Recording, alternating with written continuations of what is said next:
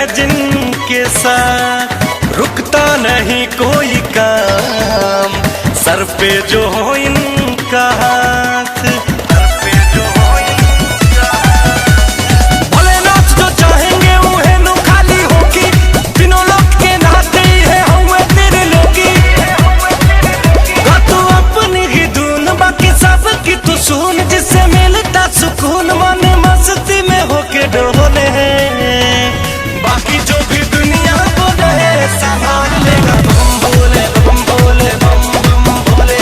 बाकी जो भी दुनिया बोले संभाल लेगा बम बोले बम बोले बम बोले।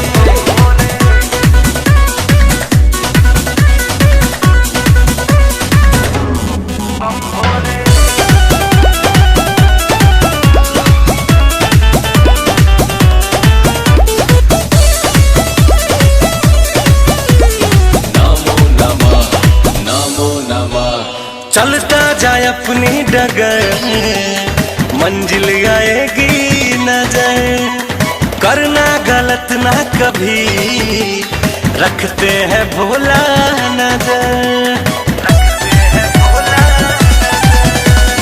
रमना है तो रम जा तू लगा ले शिव में मन, जपना है तो शिव को जप ले अजय बच्चन। ऐसा करना ना रितेश की दिल पे लग जाए ठेस, होगा ना कभी कलेश तन मन से तू भोले का बोले हैं। बाकी जो